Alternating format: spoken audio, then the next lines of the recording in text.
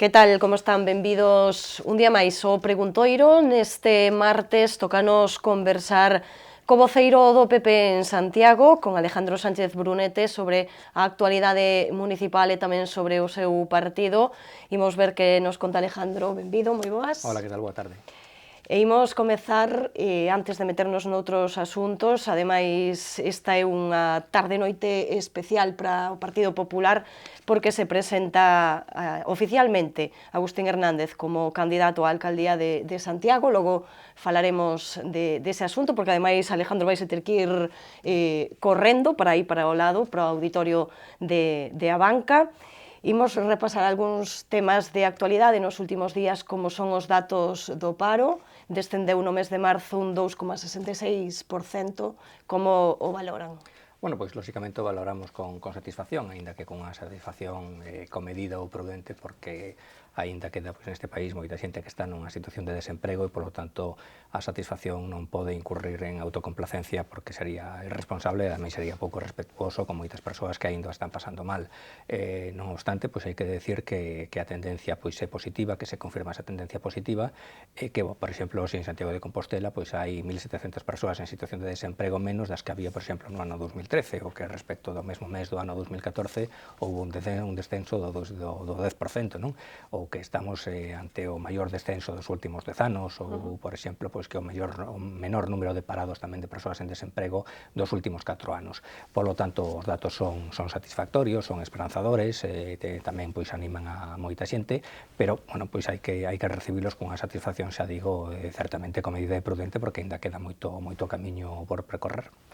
O que apuntaba onte aquí Rubén Cela, o voceiro do BNG ao respecto, é que tamén había que ler un pouco, de alguma maneira, a letra pequena, porque resulta que dicía que estamos nunha época na que tamén aumentan os postos de traballo debido ao turismo, coincidindo tamén con época de Semana Santa, non sei se tamén... O que sucede que da lectura de evolución pois se deduce que non estamos ante unha mellora ocasional ou estacional, senón que hai unha mellora xa continuada nos últimos meses. Por lo tanto, o importante é a tendencia, non? Alguén pode discutir se hai máis ou menos parados e inscritos, se hai máis ou menos afiliacións á Seguridade Social en función do criterio que se empregue, pero que é evidente que se empregue o criterio de medición que se empregue, a tendencia é claramente positiva nos últimos meses. Eso pois é importante.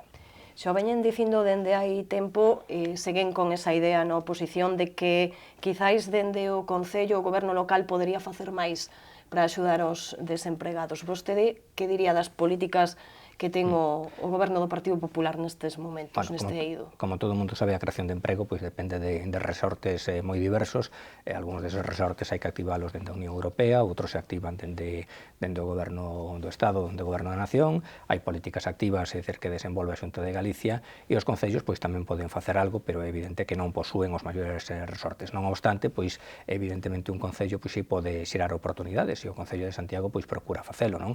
Nos últimos anos temos desenvolvido pois un importante na labor no que é a intermediación no mercado laboral. Non hai que esquecer que moitas veces hai postos de traballo que quedan sin cubrir por un desexuste entre a oferta e a demanda. Nos estamos a favorecer, pois evidentemente, a creación de empresas, sobre todo, por exemplo, o que é o fomento da cultura empresarial, o que é os asesoramentos emprendedores, non? Que hai que esquecer, por exemplo, que hoxe en día pois hai que empezar a pensar máis a veces no propio autoemprego, no propio autoemprendemento, que en agardar o mellor pois ofertas de emprego por conta allea, non? Tamén sen desbotalas, que tamén procuramos favorecer a instalación de novas empresas en Santiago de Compostela. En definitiva, nos procuramos facer os nosos deberes, cumprir coas nosas competencias, pero é evidente pois que isto depende tamén de outro contexto máis xeralizado. En todo caso, hai que lembrar que, por exemplo, neste descenso do paro deste último mes, Santiago é a cidade galega na que o paro descende máis en termos relativos. Falábamos antes do turismo, da Semana Santa, e parece que están contentos os hostaleiros en canto á restauración, en canto aos hotéis, pola ocupación. Faltan datos oficiais, pero parece que a sensación foi boa, non? Sí, as percepcións que temos e os primeiros datos que chegan é que se superaron ampliamente as previsións, non? Por lo tanto, pois podamos estar francamente satisfeitos. O turismo pois é tamén o máis importante motor económico que ten a cidade. Isto non quere decir que non haxa que diversificar os sectores productivos, que hai que facelo, non podemos depender única e exclusivamente do turismo, pero é evidente que sendo o turismo unha fonte de creación de riqueza e de emprego, pois, bueno, pois temos tamén que alegrarnos de que o turismo resulte de uns resultados positivos en Santiago de Compostela e de que cada vez pois veña máis xente, de que cada vez pois a xente permaneza máis tempo en Santiago de Compostela, de que non sexa un turismo puramente estacional, de que sexa pois cada vez máis un turismo de calidade, non solamente de cantidade, en esa liña pois procuramos traballar. Imos con outros asuntos, neste caso imos falar da liquidación dos orzamentos de 2014. Non teñen unha visión moi optimista dende a oposición dese remanente positivo, porque segundo eles ese remanente é produto de que non se fixeron investimentos cando sabía que facer. No seu momento, de aí que agora se haxa ese remanente. Vostedes que lle dirían? Sí, pois efectivamente que se aprobou a liquidación do orzamento, que deu un resultado positivo de máis de 1.800.000 euros. Eso quere decir que houbo pois menos gastos que ingresos, pero eso non quere decir que non se executase o que se tiña que executar. O que pasa que a oposición, bueno, pois procura computar a hora de facer as contas unha serie de créditos que non son os créditos iniciais, que son os que se teñen que tomar como referencia para a liquidación. O resultado da liquidación, xa digo, é bo, porque houve un bo nivel de execución dos ingresos e un bo nivel tamén de execución dos gastos, e dende logo que en materia pois, de facenda pública os cidadáns de Santiago poden estar satisfeitos con este goberno municipal. Non? Eu non sei o que ten que dicir a oposición, din que non son moi optimistas, máis pesimistas pois tiñamos que ser hai 3 anos e medio, pois cando o Partido Popular chegou ao goberno, tiñamos que ser máis pesimistas porque daquela, por exemplo, pois o período de pagos proveedores estaban máis de 140 días, agora os proveedores pois cobran en 10 días ou en 20 días, por poñer un exemplo. Hai 4 anos, pois, o Concello de Santiago lle debía 18 millóns de euros aos propios proveedores, que son, en definitiva, empresarios que contratan con sector público. Hoxe, pois, as debedas están todas perfectamente saldadas. Por outra banda, o que hai que decir é que ese resultado positivo na liquidación do orzamento que nos vai permitir pois, facer boas inversións e novos gastos productivos e gastos socialmente rendibles en próximas datas. Non? De feito, vanse dedicar 800.000 euros pois, a unha repavimentación de moitas vías da cidade que efectivamente pois, están necesitadas dunha actuación. De feito, onte dicía Rubén Cela que quizáis agora que lle entraron de alguma maneira as presas ao goberno por acondicionar puntos da cidade que quizáis se tiñan que ter arranxado antes. Bueno, é dicir, a cidade é unha cidade sometida pois, evidentemente, a unha climatoloxía moi adversa para o que é o pavimento, e o que non se pode decir é que estas situacións pois, que efectivamente que se dan no pavimento nas vías das cidades, de determinados baches ou fachacas, como se adoita decir, que son novas ou que se dan únicamente no marco deste goberno municipal. Todos lembramos como hai anos, nos denominados gobernos de progreso, había miles de baches en Santiago de Compostela ao punto de que incluso, pois, irónicamente, houbo quen decidiu bautizar cada un dos baches, ou houbo unha campaña para bautizar ou para apadriñar os baches. Non? E o que ten que facer un goberno pois, é dar resposta a esa situación. Nos imos a aprobar agora un novo contrato de repavimentación precisamente pois, con este resultado líquido da liquidación dos orzamentos. Xa que falamos de obras, aproveito para preguntarlle pola situación da Rúa dos Vasquiños. Había certa confusión de se ia abrir a rúa inteira, se vai abrir un tramo, non sei como está agora a situación. Precisamente mañán terán unha reunión os técnicos municipais, tanto os técnicos de urbanismo como os técnicos de mobilidade da Policía Local, para ver exactamente que tramo se pode abrir e en que termos. Non? Pois en principio a previsión que hai, xa digo, a espera a resulta da reunión de mañán en poder abrir o tramo que iría dende a Praza da Paz ao que é outra travesía de Vasquiños e abrir a propia travesía de Vasquiños. Non todo eixe, porque hai unha segunda fase de obra que se vai comenzar pois prácticamente de inmediato, entón non tería sentido volver a abrir todo o eixe que vai da Praza da Paz pois ata a Porta do Camiño para volver a pechalo en cuestión de días, pero si hai un tramo que se pode aproveitar para facilitar, sobre todo, pois unha mellor mobilidade dos residentes ou dos usuarios máis habituais da zona.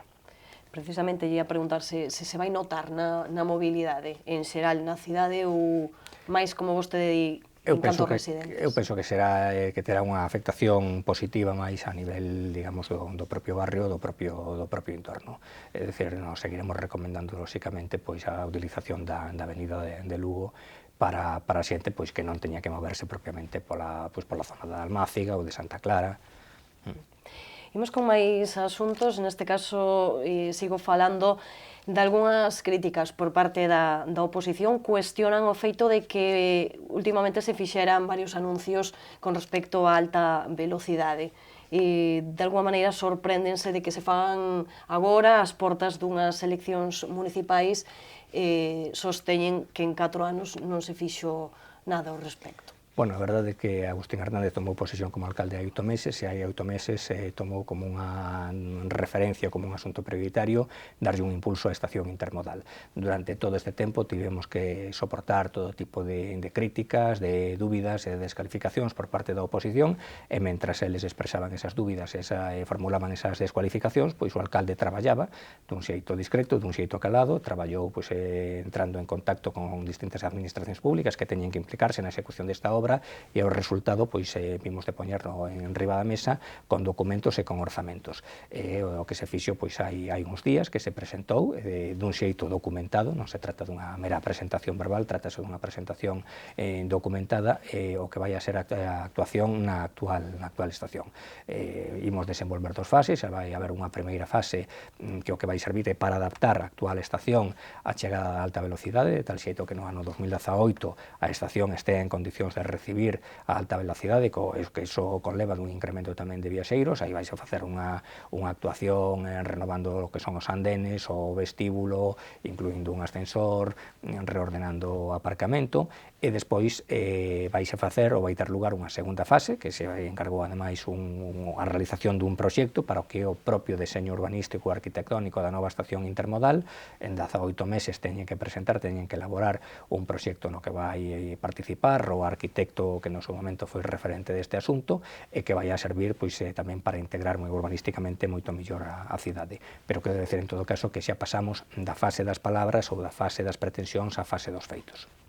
Por lo tanto, poden dicir agora mesmo que a estación intermodal será unha realidade? Vai ser unha realidade, dende logo que no ano de 2018 xa vai ser unha realidade a adaptación da actual estación á chegada da alta velocidade e pouco despois vai ser unha realidade xa a ubicación da propia estación de autobuses no actual recinto ferroviario, e vai ser unha realidade unha serie de elementos arquitectónicos e tamén de edificios, de construcións novas, en definitiva que teremos unha nova estación cun elemento que eu se quixera suliñar, que imos preservar o edificio histórico da estación. O edificio histórico da estación, eu non sei exactamente cal é o valor arquitectónico que pode ter ou que se lle pode dar, pero ten un innegable valor sentimental e un valor para a memoria das persoas que somos de Santiago. Moita xente da miña xeración ten aprendido a andar en bicicleta ou a andar co patín no recinto da estación, moita xente ten utilizado esa estación e ten moi vinculado ese edificio a súa propia memoria sentimental, sería unha mágoa perdelo. A oposición prefería derribalo e nos entendemos que o moderno non é derribalo, senón que o moderno é conservalo e facelo compatible con novas infraestructuras e con novas instalacións. O que sí que últimamente compárase bastante a situación de Santiago en canto á estación intermodal coa estación de Vigo. Non sei a vostedes que lles parece esa comparación que se fai continuamente. É dicir, que Vigo non ten propiamente unha estación intermodal e xa veremos se ten unha estación intermodal, porque en Vigo se plantexou un proxecto de estación de difícil realización dende o punto de vista da súa dotación económica, e xa veremos en que queda todo iso. E que volvemos ao mesmo, quero dicir, en Santiago imos ter unha estación funcional, unha estación real, e en Vigo o que teñen é un pouco a ensoñación de ter unha estación de 103 millóns de euros, creo que vale, e que ten ademais que ser sufragada por operadores privados, e xa en 2 ocasións foi un fiasco o intento de recabar fondos e de construir determinados equipamentos. Imos cambiar xa radicalmente de asunto. Unha das últimas presentacións que fixo vostede ten que ver cunha nova aplicación de teléfono móvil. Neste caso ten que ver cos autobuses, para localizar as paradas máis cercanas, para localizar os horarios dos autobuses. Que vai supoñer esta aplicación? Pois nós, dito con toda a prudencia, pensamos que pode supoñer unha revolución no uso do transporte público e que pode facer que moita xente que ata agora non utilizaba o transporte público electivo pase a utilizalo. Cal é, dende un punto de vista e pola miña propia experiencia personal, o problema é incertidumbre. Un moitas veces non colle autobús porque non sabe se non hai, por exemplo, un poste electrónico, non sabe se o autobús pasou ou o autobús non pasou. ou se quere sabelo porque é poste electrónico, ten que deixar o que está facendo, que a mellor un está na súa casa ou está traballando, para ir exprofeso ao poste electrónico e descubrir que o autobús non volve a pasar pois ata dentro de 20 minutos. Esa situación de incertidumbre ao final o que fai é que moita xente, pois en vez de agardar ou en vez de vivir coa dúbida de se o autobús pasa ou non pasa, pois colla o propio vehículo. Con esta aplicación, dende o seu posto de traballo, dende a súa casa, pode saber o tempo que tarda o autobús en chegar a unha parada e poderá saber, porque de feito imos intentar mellorar a aplicación, pois cal é a liña de autobús máis a caída para chegar a un determinado destino. Por lo tanto, pensamos que ese factor, que era o factor de incertidumbre, do descoñecemento dos tempos e das liñas de autobús, que alonxaba moita xente deste modo de transporte, ese factor, bueno, pois vai quedar, digamos, ese impedimento vai quedar superado, e vai facer máis atractivo coller o transporte urbano. Incluso pois xente que hoxe pois refractaria e un pouco renuente a coller o autobús vai ver pois que é un medio perfectamente compatible coa tecnoloxía e coa eficacia no transporte, na mobilidade. Precisamente vemos que no ámbito da mobilidade están apostando moito polas tecnoloxías, non? Porque tamén temos esa outra aplicación para atopar aparcamento.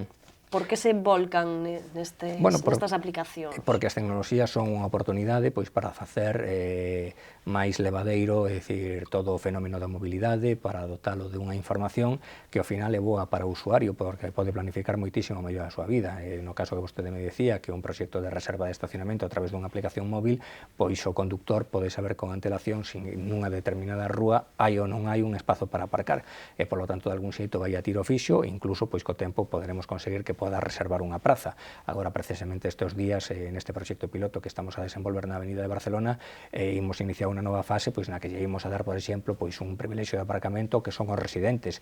A medida que desenvolvamos a aplicación, podemos darlle un privilexio de aparcamento a determinadas horas do día, pois as nais, os pais que van a levar os seus fillos a un colexio, pois para que podan facer unha parada e para facer incluso pois unha reserva desa parada. A tecnoloxía pode darnos moitísimas vantaxes en orden a nosa propia calidade de vida, non?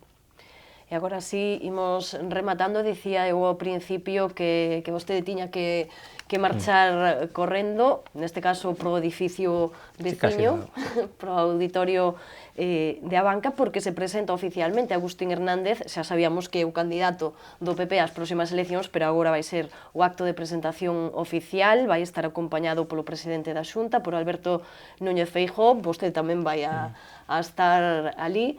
Non sei que expectativas hai con respecto a este acto ou que significa? Significa que xa comeza a cousa máis seria de cara a esas eleccións? Significa que, malia que os cidadáns de Santiago pois xa coñecen a Agustín Hernández, non solamente o recoñecen visualmente, sino que reconecen tamén a súa capacidade de xestión, a súa seriedade, o seu compromiso coa cidade, pois evidentemente a 2 meses dunhas eleccións pois é obrigado de algún xeito a facer unha presentación formal na que o propio Agustín Hernández como candidato pois quere de alguna maneira expresar cal é o seu compromiso sentimental coa cidade, pero expresar tamén cal é o seu compromiso racional, cal son pois as liñas básicas de actuación que el vai desenvolver, pois se os cidadáns de Santiago pois lle dan a confianza durante 4 anos, non?